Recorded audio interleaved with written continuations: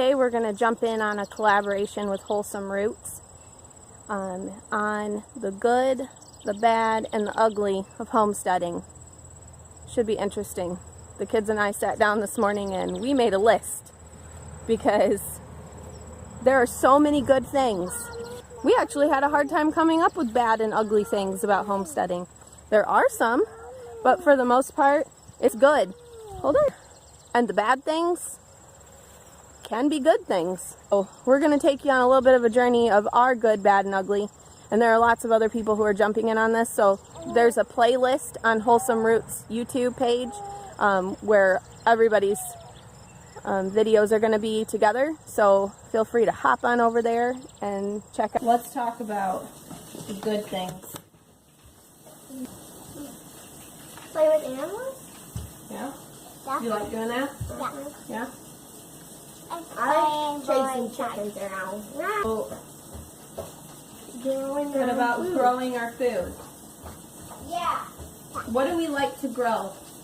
I like growing cucumbers. Cabbages. Cabbages. Ooh, and tomatoes.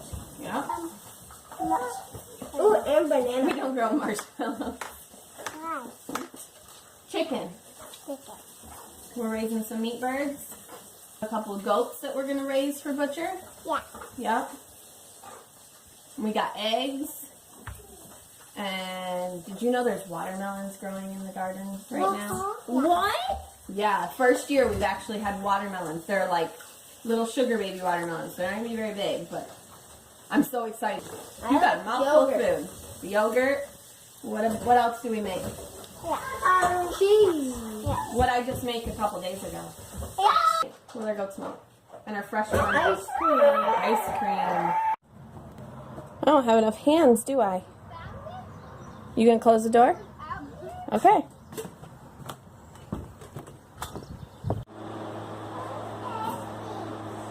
Those are sunflower seeds. You want to put a handful in here for me? Here. Right here. Can you put your hand in here? Put your hand in here. And grab a handful. And put it in there. I have a hot towel. Cool down before you put it on there. Woo! Hot towel.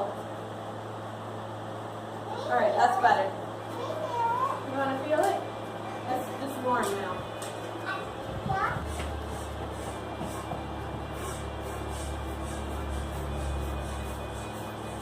Having fresh raw goat's milk from our own animals, that's a good thing.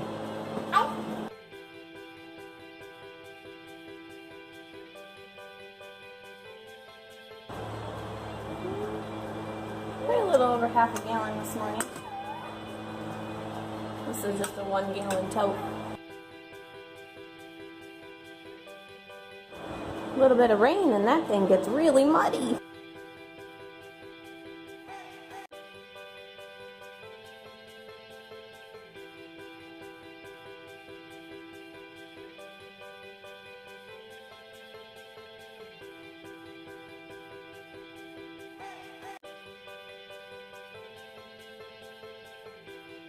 Hey Hazel, look, there's a ripe tomato.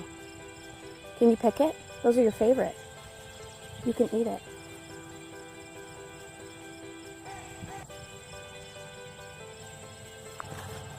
Is it so delicious? Did you bite it yet? Let me see. Bite it.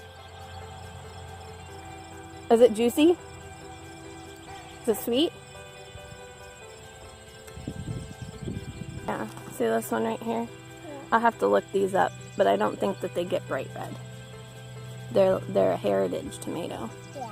So our kids know that if you plant a seed in the ground, they get a plant. And if you take care of your plant, you will get produce from your plant.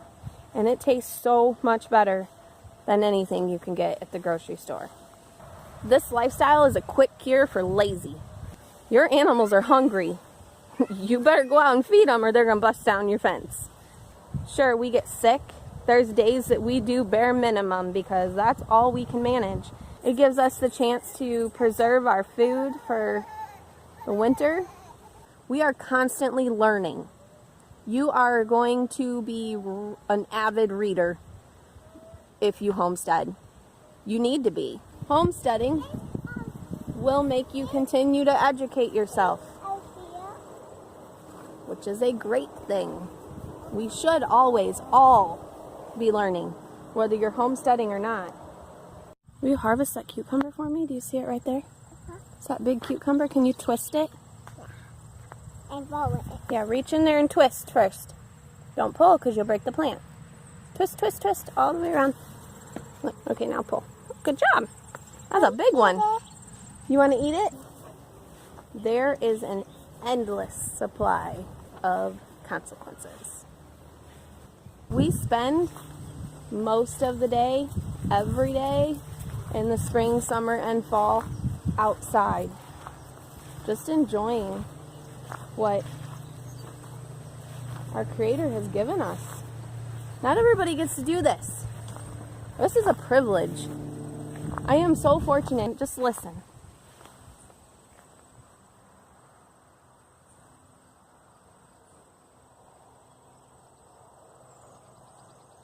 The birds and the trees rustling in the wind, the crickets. You get beautiful things like this, like these are our elderberries.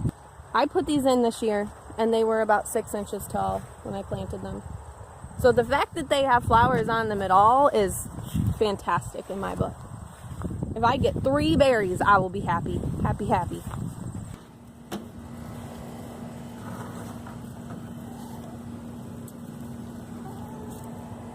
Beautiful fresh eggs from our very own chickens. Definitely a good thing. Having to die animals? When we slaughter animals, that's bad. Yeah. It's sad. Yeah. And it's hard for us, isn't it? Mm-hmm. Or sometimes when we sell them, so like when we sell the babies, like baby goats and stuff, sometimes that's sad. Where does this? It goes up over here. Right? So that can be a bad thing emotionally because it's hard. When you get a dog who's determined to eat your livestock no matter what you do. This dog has killed 7 chickens, 6 or 7 chickens in the last year. And he will not, no matter how much training, no matter how much we work with him, his goal in life is to eat livestock. He doesn't like the goats, he doesn't like the chickens. This is not a fun part of homesteading when you bring in a pet or an animal that's supposed to serve a purpose for your family and it turns out like this. This is a hard thing. This is a bad thing. And unfortunately it might be an ugly thing because we may have to rehome him somewhere that there are not livestock. Let's talk about the bad things. Probably the hardest part of homesteading for us, because we do have dairy animals, is that we are tied to our farm. We are tied to our home. Actually, we have 2 goats in milk right now. I'm about to start milking a 3rd goat. They have to be milked twice a day, which is good and bad. We spend far less money, which allows us to be a little more frugal in our mindset. But it's also a good thing. Like I said, I mean, a lot of these bad things and ugly things are also lessons, and they're really good things. They teach us things. I can put more money into my savings, or I can put more money into paying off debt. I can pay off my house faster. What have you. We can spend that money that we would spend elsewhere on something more fun. A fun new gadget or toy for my husband's a tech guy. Or the kids like to have new toys every once in a while, big things that they can play on like the trampoline. There is also a lot of poop on a farm, which again is a good thing and it's a bad thing. Depends on your management techniques. If you are farming traditionally and you have a static... You could talk to me. I could talk to you. Do you want to sit with me? Look right here, I have a seat. So if you're running a traditional style static farm or homestead where everything just stays in one place and it doesn't move, That's going to be a little more labor intensive, and you're going to have a lot of poop to deal with. We, during the summer and spring and fall, we run our animals on a more permaculture style mobile setup. So our goats get moved every 3 to 7 days, depending on how fast they're eating down the graze. During the winter, they will stand still.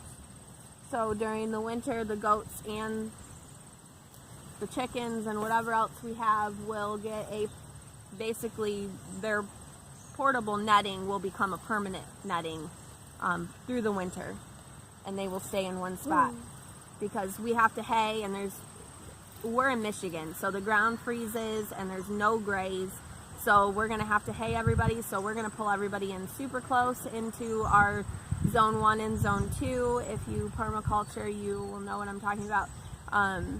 So they're a little easier to care for in the winter.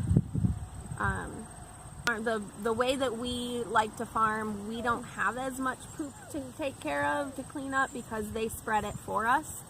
However, in the winter, when we finish winter and we start moving again, there will be some muck out, some cleanup, things being hauled into compost. So a good and a bad thing. We have poop. It's a farm. There's poop. But the poop gives us compost, which we put in our garden. So it really is a good thing. Mice in the feed. That is a bad thing. Yep. We have to put everything in totes or tubs or bins or something to keep the mice out, because otherwise they chew holes through our bags and they eat our feed. It's not so great. Yeah. I don't like the mice. We need a couple barn cats. That would be a good thing. I think we should get some cats. Yeah, I want a cat. I want a lot of cats. So Pests. Constant pests. Like these squash bugs. I was out here earlier and there were just tons of them sitting on the tops of these leaves. They decimated my squash last year. This is a squash that my chickens planted for me, and it appears to be some sort of butternut. There's a little one over here. However, the squash bugs, whatever these things are, if anybody knows how to get rid of those, tell me, because they're going to kill this plant. I lost all of my squash last year thanks to those nasty things. Can you tell me about death on the farm? my chicken was sick, and we were trying to make him back up so he could go in a big, but he fell asleep and died. Yeah, he was a meat bird. He had been not feeling good for a couple days, right? Yeah. And we had tried a couple things and put some vitamins in his water that we thought might help. And those things are hard, and they're ugly. And they're sad. Do you feel sad? I'm sorry. It's okay to be sad. Those things are sad. They're hard. Those are ugly things. Things we don't like. Things we don't enjoy. Right? Mm-hmm. It was very hard to lose him. Yep. I bet you that when we think about it, we've learned something from losing him. There's something that we can do better, because we weren't doing something right if he died. I bet you there was something we could do better. When I heard the title of this collaboration, The Good, the Bad, and the Ugly, the first thing that came to mind for the ugly was the dishes. Oh my gosh, you guys, the dishes. This is just milking dishes. Take up half my dishes this morning. Our dishwasher doesn't work. It's a drying rack. But yeah, that's an ugly. If you're milking